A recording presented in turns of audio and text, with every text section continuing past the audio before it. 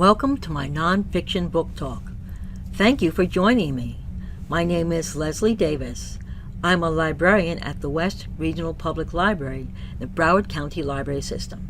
Today, I'm going to present a biography written by our new Vice President, Kamala Harris, with Joan O. Hamilton. One of the first things Kamala tells us about herself in this book is how to pronounce her first name. It's not a common name in the U.S., so after hearing her name mispronounced frequently, many times, she cleared up the confusion in this book. This is what she says, quote, "Before we get started, my name is pronounced Kamala, like the punctuation mark. It means lotus flower." The title I'm presenting today is The Truth We Hold by Kamala Harris, our new Vice President. She published this book in 2019 when she was just one of many presidential hopefuls. She makes it clear that these are just some of her ideas and values, not a full story of her life. When the book came out, her presidential run was just a rumor.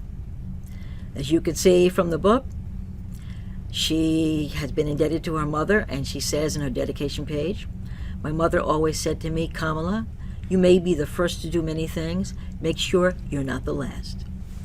The book's not a biography, and it wasn't meant to be. This wasn't even her first book, and we can reasonably assume this won't be the last. She's a co-author of Smart on Crime, a career prosecutor's plan to make us safer, written as she was serving as the district attorney of San Francisco. In this book, Kamala points out what she regarded as the weak points within the criminal justice system and her ideas about how best to repair it. In Kamala's dedication, she writes, "For my mother, Kamala G. Harris, the toughest, smartest, and most loving person I've ever known." That's on the dedication page of Smart on Crime. I won't get into her political agenda. That I'll leave to all the panelists and any one of what seems to be a million channels and a million talking heads. When I picked up this book, I did it to find out who she was. I knew nothing about her before the debates. I'd like to recommend this book as something that introduces Kamala as a person. What had she done in her life to get to this point?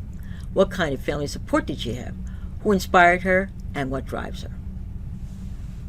Kamala had an extremely supportive family and a social network of friends.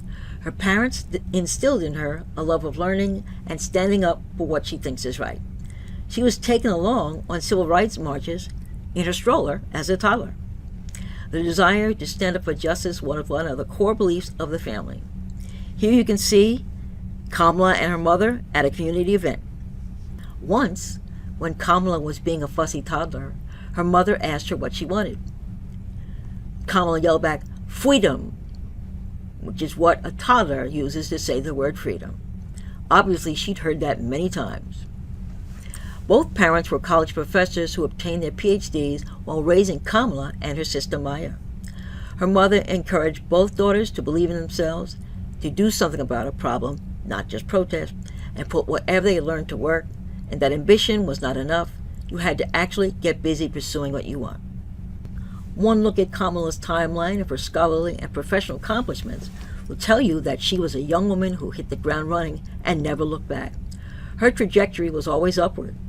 She went from law school graduate to being admitted to the California bar and hired as deputy district attorney in 1 year. Skipping forward, in 2004, she became the first woman of color to be elected district attorney of San Francisco. And 7 years later, in 2011, the first woman of color ever to become the California Attorney General. And of course now, she's the first woman and person of color elected to the office of Vice President of the United States.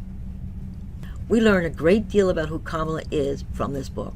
One thing I learned and would never have guessed was that when she ran for the office of Attorney General, she lost on election night. There was a lengthy recount, and she didn't officially win for 3 more weeks.